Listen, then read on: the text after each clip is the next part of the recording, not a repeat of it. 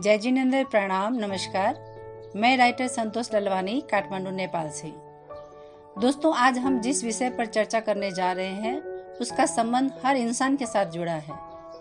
पीढ़ी दर पीढ़ी हमारे दिमाग में एक ही बात रिपीट होती जा रही है कि कुल को बढ़ाने व बुढ़ापे के सहारे के लिए घर में लड़का होना तो बहुत ही जरूरी है। 50-60 वर्ष पीछे मुड़कर देखें तो प्राय एक परिवार में 5 से लेकर 9-10 बच्चे होना कोई बड़ी बात नहीं होती थी, और इतने बच्चों में लड़कियां होती तो 2-4 लड़के भी पैदा हो जाते थे।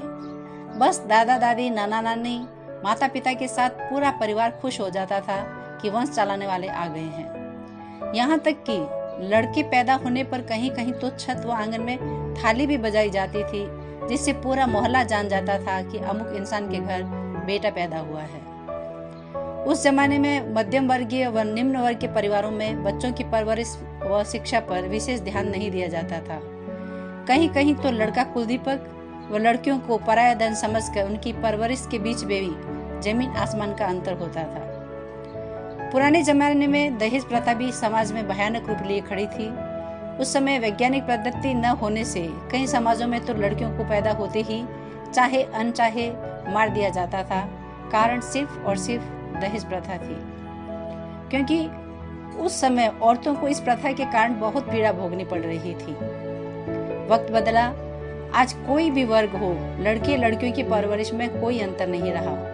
अगर शिक्षा के क्षेत्र की बात करें तो वहां पर भी 19-20 का ही अंतर रहा है। लड़कियों ने हर क्षेत्र में आगे कदम बढ़ाए हैं। आज वो सामाजिक आर्थिक क्षेत्र में पहले से बहुत ज्यादा संबल हो गई है, पर फिर भी कहीं कहीं किसी घर में अगर पहली संतान लड़की हो जाती है तो थोड़ी सी मायूसी छा जाती है। माता पिता पर इसका असर हो या न हो, पर परिवार के बड़ों पर इसका असर काफी जगह दिखाई पड़ता है। तभी तो बेटे की चाह में बेटियों की भ्रूण हत्या आज भी हो रही है। दोस्तों, ऐसा कब तक चलेगा? अगर हम 7 पीढ़ियों की बात करें तो 5वीं-7वीं पीढ़ी के पूर्वजों के नाम तक हमें पता नहीं, और आने वाले कल में हमारी 5वीं पीढ़ी हमें याद रखेगी इसकी कोई गारंटी भी नहीं है। आज के बच्चे समझदार हैं। लड़कियां भी अपने माता पिता का ख्याल रखने में सक्षम है, क्योंकि अगर बहुओं ने बेटियों का दर्जा पा लिया है तो दामाद भी बेटे का फर्ज निभाने से चूकते नहीं हैं। दोस्तों, पहले भी हमने भाग्य व प्रकृति के विरुद्ध जाकर बाढ़, भूकंप, सुनामी जैसी अनेक आपदाओं से पूरे के पूरे गांव या शहर में बसे परिवारों को खो दिया है। ऐसी स्थिति में न गांव आबाद रहे न वंश। पिछले 1 साल की तरफ ध्यान दे तो दिल दहल जाता है। आज आए दिन माता पिता के सामने इकलौते पुत्र शादी के बाद या बिना शादी के कोरोना की चपेट में आके मौत के मुंह चले गए हैं। कहीं कहीं तो पिता पुत्र एक साथ चले गए हैं। उस परिवार के लोग अब किस आस में जिएंगे, क्योंकि अब न कुलदीपक रहा न बुढ़ापे का सहारा।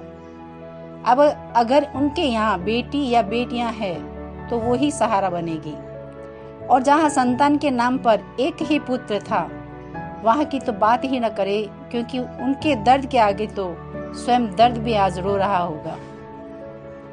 दोस्तों, कोरोना महामारी से हमें ये सीख लेनी चाहिए कि हे प्रभु, हमारे यहाँ 1, 2, 3 जितनी भी संतान पैदा हो उससे अच्छा भाग्य देकर भेजना, चाहे वो लड़की हो या लड़का। उसकी अच्छी परवरिश करना हमारा लक्ष्य होना चाहिए, और अगर हम उनके रहते दुनिया को अलविदा कह जाए तो ये हमारी खुशकिस्मती होगी। आज के युवा नेट पर पता कर सकते हैं कि उन्हीं का नाम इतिहास में सुनहरे अक्षरों में दर्ज है जो अच्छे कार्य कर गए। जहाँ तक लड़कियों की बात करें तो पुराने जमाने में भी राजा महाराजा व हर वर्ग की लड़कियों ने, जैसे मरुदेवी, त्रिशला, चंदना, रानी पद्मावती, झांसी की रानी लक्ष्मीबाई, सीता, मीरा, मरियम, राधा, यशोदा, इंदिरा जी और भी न जाने कितनी नारियां थी जिनका नाम व उनका जीवन इतिहास में ही नहीं लिखा है, बल्कि आज भी वो हमारे लिए प्रेरणादायक है। आज की नारी के बारे में बात करें तो देखिए, पूरे देश विदेश में अनेकों क्षेत्रों के साथ साथ प्रधान पद और राष्ट्र पद पर नारी स्थित है, और उसने साबित कर दिया है कि वो किसी से कम नहीं है। अब प्रश्न ये है कि क्या इतना सब जानने के बाद भी किसी के मन में पुत्र ही बुढ़ापे का सहारा है, या उसी से वंश आगे बढ़ेगा, ये भाव जागृत रहेंगे, या जो हमारे भाग्य में लिखा है उसे सहज रूप से स्वीकार करके हम खुश रहेंगे। सोच व समझ अपनी अपनी। भाग्य का फैसला पसंद आए तो लाइक, शेयर, सब्सक्राइब जरूर कीजिएगा। फिर मिलेंगे, तब तक के लिए जय जिनेंद्र, प्रणाम, नमस्कार।